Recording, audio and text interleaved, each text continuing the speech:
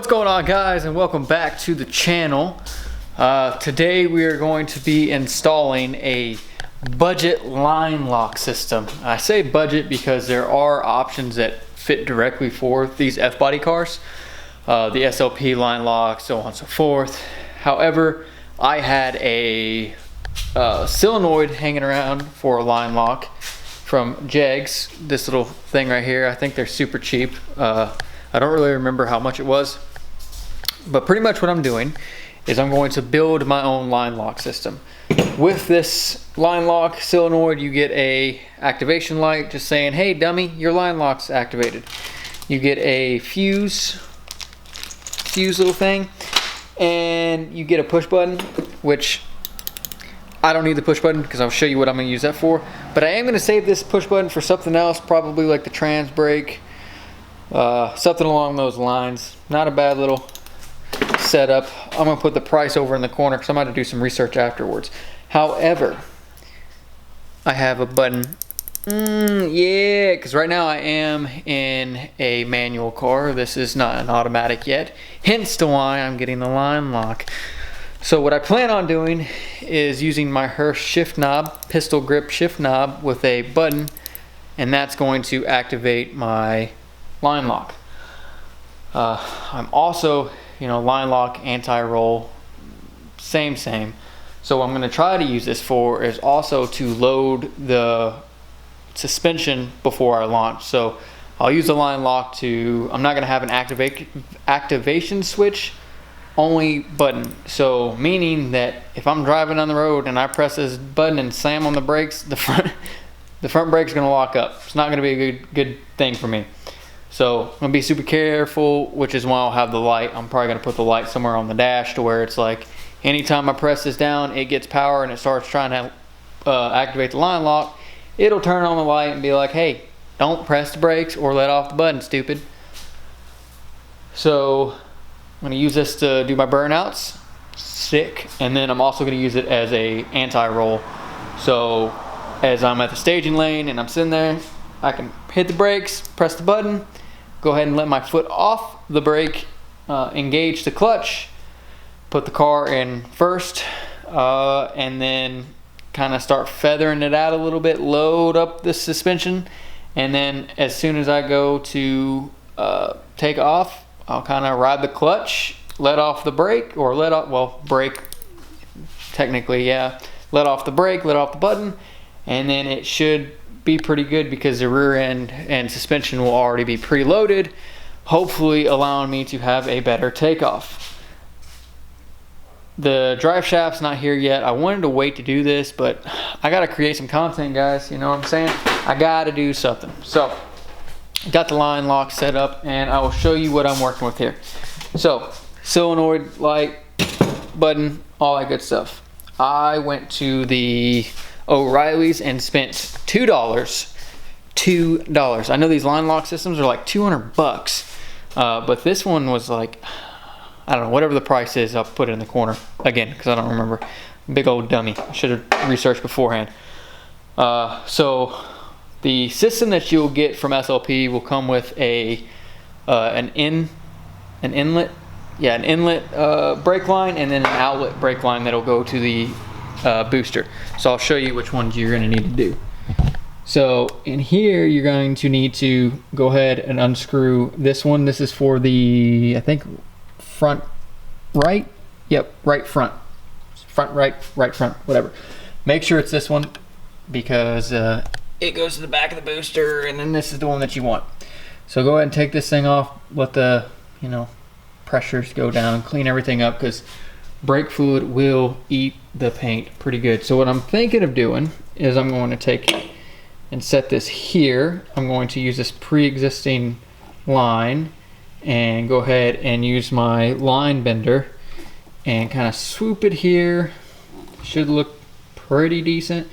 And then this one will be like a short little whoop, swoopy doop up and around. Shouldn't be too bad. So we'll go straight into that. The line that I have is it's probably a little too long, but it's a 3/16 by 12 inches, 4.8 millimeter by 3.5 centimeters.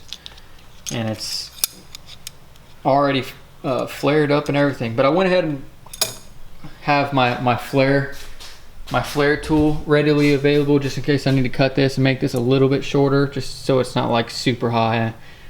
And as you can see, the nitrous lines are ran, but that's a video for another day because I got to get all my controllers before I finish the video up on that. But this is where I stand right now. About to take this wheel off, put this one on for the 3/16 size brake line, and then bend this to fit this, so I can bend this to fit that. So here we go. All right guys, so I got the main brake line bent. All I really did is how it did go, it was like straight and then it would kind of bend to go into here. So all I did is I took my bending tool and I went right here, right before this whatever this little plastic piece is, it kind of keeps them together. I'll go ahead and put some electrical tape just to kind of secure it a little bit better. But I took it right here, bent it, traveled along here, and then took another bend right in here to kind of angle it out so that it would reach. I've secured this down. Now what I'm going to do is I'm going to take my straight piece and I'm going to take like something flimsy and try to like mock the way that I want to do it. I'm assuming I'll probably wind up cutting this down because it seems a little too long. Yeah, it's definitely going to be a little too long unless I like bring it out and then in and then down, or do something funky with it. So I'm not really sure how I'm going to do it yet, but all we have left is to make this to this using that. And then what we'll do is we'll wire this in, wire in the lot, and then I got to cut down a hole, or cut a hole down here. Got the hood release, and then right back there past the reservoir, the slave cylinder reservoir, we can punch through the firewall using, I got a 1 1/8 bit, punch through there. That way I can run the nitrous lines and this lines all together real nice and clean. And then I also have a rubber grommet to kind of clean things up, because I don't really like stuff that's just kind of funky. So I got a little grommet to kind of shove on in there, and then should be good. I think that's plenty big to run some wires through, and then I'll loom it as well. So let's get this thing going. All right guys, so admittedly this is several days, maybe even weeks into the future on the line lock video. I had to make changes, just nothing seemed to be working out for me. I was just getting caught up in a bunch of different things, leaks, and then fittings not going, like sealing correctly, and all the fun stuff that you guys really don't care about. But I got it fixed, I got it worked out, and I'm gonna flip the camera around so you can see exactly what we have going. It's working fine now that I got the car running, which, you know, you guys will see the video of the drive shaft and everything. Like I said, this is a couple weeks in the future from that previous clip. So let's go ahead and check it out. So what I wound up having to do is get like a mating block, if you will, to connect this to this, because I was running some leaking issues here. But everything is where it needs to be. Everything works now. No leaks at all, which is good. Ground positive. Got the positive, ran through there, and we'll go into the car and show you how I have it set up. And by now you guys will probably, you know, you guys don't know yet, but I have the nitrous all set up as well. That's gonna be in the next video. But until then, let's go ahead and show you how I have the line lock set up. So I'm gonna key on the car, key on, and then I don't know if you guys can hear the clicking over the dinging, but anytime you press here, dummy light turns on, solenoid is activated. So in order to activate this, you would press, or to use the line lock, you'd hit the brakes, you'd hit the line lock. What it's going to do is it's pretty much going to force the fluid into the front right brake, causing it to lock up, therefore, you know, keeping you from rolling as you spin the tires, or if you're on the line, keeping you from rolling out of the beams.